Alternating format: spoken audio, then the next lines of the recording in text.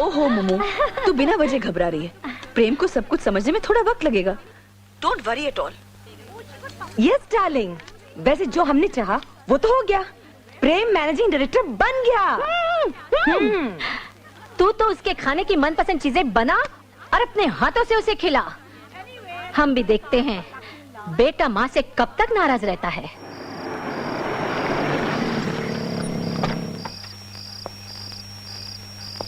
अच्छा भाईजान, तूने सुबह से कुछ नहीं खाया है, कुछ खा लेना। जी भाईजान।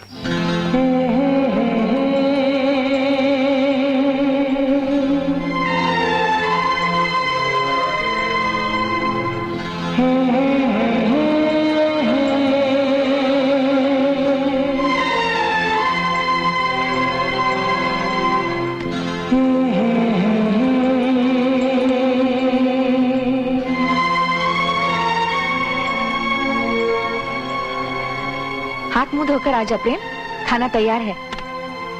नहीं माँ, मुझे भूख नहीं है।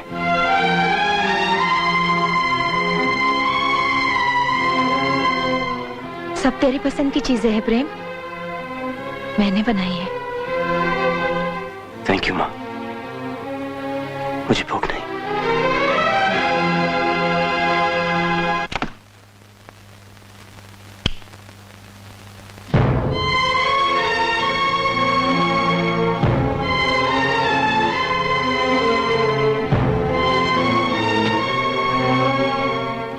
तेरा सामान ऊपर वाले कमरे में शिफ्ट करवा दिया है।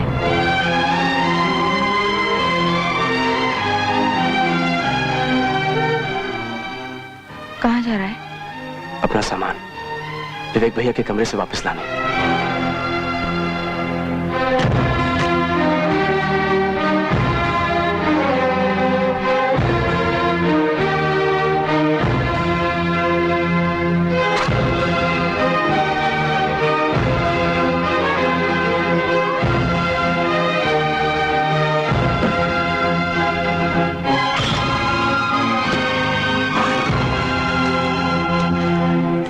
शादी के बाद तुम्हें और प्रीति को यही रहना है प्रेम। ये तुमने सोचा भी कैसे माँ? हाँ, सारा कसूर तो मेरा ही है ना। कसूर तो मेरा ही है जो मैं तुम लोगों से इतना प्यार करती हूँ, तुम लोगों की भलाई के लिए दुनिया से लड़ती हूँ। क्या माँ को इतना भी हक नहीं है? हाँ, पूरा हक है माँ। अगर वो अपने बच्चों में फर्क ना करे तो। मैंने कोई फर्क नहीं किया। विवेक अपनी मर्जी से घर छोड़कर चला गया है। और तुमने उन्हें जाने दिया माँ? कल अगर मैं सब कुछ छोड़कर इस घर से जाना चाहूं तो आप मुझे जाने दोगी? लोगों की नहीं, मुझे। बचपन से लेकर आज तक हमें से सबसे ज्यादा विवेक भैया ने आपका आदर किया है, सबसे ज्यादा आपको प्यार किया है। और आप ये सब भूल गई। याद करो माँ, जिन प्रेम और विनोद के लिए आज तुम अपने आप से लड़ रही हो, वे कब के हमेशा के लिए तुमसे दूर चले गए होते अगर विवेक भैया ने बचपन में अपना हाथ गंवाकर उनकी जान नहीं बचाई होती।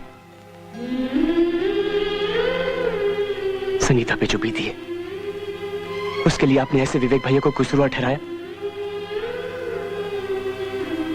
संगीता का नाम सुनते ही हमारी आंखों में पानी आ जाता है और अनुराग बाबू का नाम सुनते ही क्रोध। लेकिन क्या हम अनुराग बाबू से कम दोषी हैं, जिन साधना भाभी को इतने प्यार से इस घर में बहू बनाकर लाई थी, उन्हें एक पल में ही पराया कर दिया। और उस वक्त जिस वक्त कि वो खुद ममता की चौखट पर बैठी है। प्रेम, ये फर्क नहीं तो और क्या है माँ?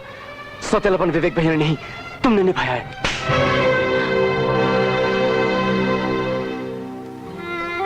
विवेक भैया और साधना भाभी की कोई जगह नहीं ले सकता माँ, ना इस घर में, ना इस कमरे में, ना इस दिल में। प्रेम। और अगर आपकी यही शर्त है कि मुझे इस घर में रह के विवेक भैया और प्रीति को साधना भाभी की जगह लेनी पड़ेगी, तो मुझे साधना भाभी की कसम, मैं शादी नहीं करूंगा।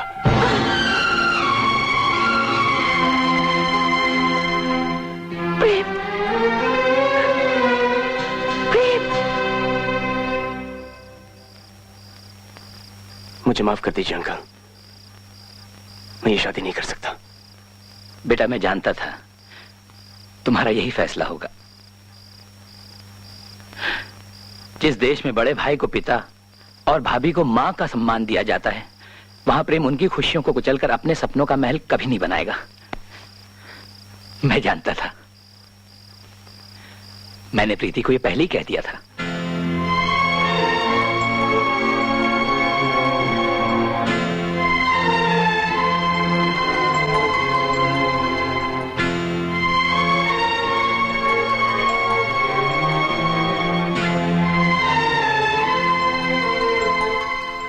रुकोगे नहीं?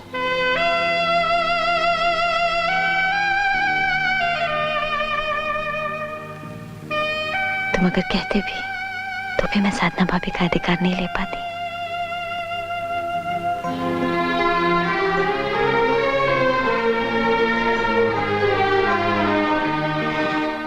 बैठो।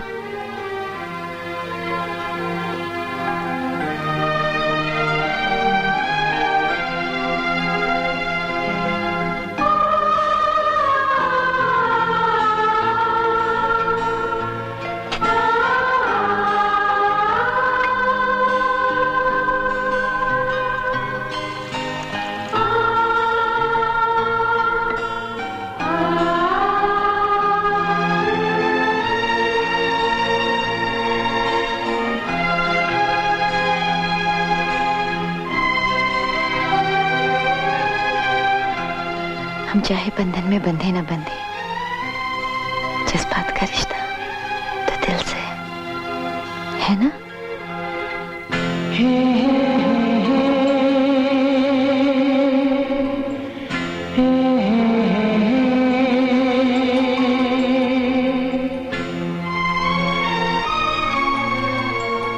साधना भाभी की चिंता मत करना,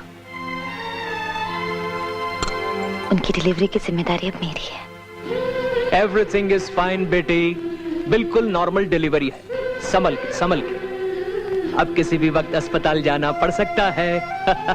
बैठो बैठो। देखो अब्बू जान आपके लिए क्या भेजे हैं, छोटे से बाल गोपाल। कहा है कि आप हमेशा इन्हें अपने सामने रखें। थैंक यू भाईजान। लाओ बेटा। प्रीति, तुम यहाँ क्यों रुकती हो? यहाँ सब लोग तो है ना। भाभी, मैं सर से ऑफिशियल छुट्टी लेके आई हूँ, आपकी डिलीवरी तक यही रहूंगी। भाभी चाय। डॉक्टर साहब, प्रीति अपना सारा काम छोड़कर साधना के पास आई है और सपना अपने कॉलेज के कल्चरल प्रोग्राम में हिस्सा नहीं ले रही है। फिर एक नहीं 3 बेटियां हैं डॉक्टर साहब। अनवर, फैक्ट्री के इनॉग्रेशन होने तक विनोद की ट्रेनिंग भी पूरी हो जाएगी, फिर उसे भी वापस शहर भेज दूंगा। विनोद सपना के साथ कैसे हंसते हंसते वक्त बीत गया, दादी माँ कुछ पता ही नहीं चला। वक्त तो अपनी गति से चलता ही रहता है बेटा, हर वक्त किसी ना किसी का इम्तिहान लेता ही रहता है। मुझे समझ में नहीं आ रहा मिस्टर जोशी, फैक्ट्री में प्रोडक्शन का काम आखिर रुक कैसे गया? तकनीकी प्रॉब्लम्स तो पहले भी आती थी। सर पहले आनंद बाबू संभाल लेते थे। मैं ये सब कई बार सुन चुका हूं। आप जल्द से जल्द एक अच्छे से अच्छा इंजीनियर अपॉइंट कीजिए, वरना इस तरह तो हम बैंक के लोन्स तक नहीं चुका पाएंगे। चाहिए। हेलो।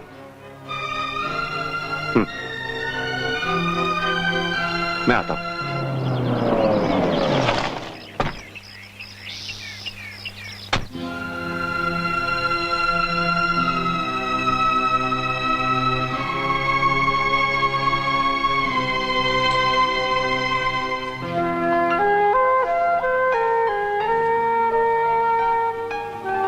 अब इनकी तबीयत कैसी है डॉक्टर साहब? बुखार तो अभी भी काफी है अनुराग बाबू। ज्योति जी बता रही थी कि ये दोनों काफी दिनों से ठीक से खा पी भी नहीं रहे, खेलना कूदना भी कम कर दिया। जी। खैर, आप ये दवाइयां जारी रखिए, कल सुबह फिर खबर करिए। आइए अनुराग बाबू, आपसे कुछ बात करनी है। अनुराग बाबू, आपका फैमिली डॉक्टर होने के नाते आपसे एक बात कहना चाहता हूं। बच्चे फूलों के समान कोमल होते हैं, अगर उन्हें घर में प्यार का वातावरण न मिले तो वे मुरझाने लगते हैं, और ये अच्छी बात नहीं। डॉक्टर साहब, इन दिनों मैं अपने काम की परेशानी में ऐसा उलझा हूं, इन्हें वक्त ही नहीं दे पा रहा हूं। कई बार इन पे झुंझला जाता हूं। कल तो आपने उन पर हाथ भी उठाया। वे जिद किए बैठे थे, आनंद और संगीता के पास जाएंगे। तो आप उनकी इच्छा पूरी क्यों नहीं कर देते? आपसी मनमुटाव में अपने घर की सुख शांति मत खोइए अनुराग बाबू, वरना मैं क्या, कोई डॉक्टर कुछ नहीं कर पाएगा।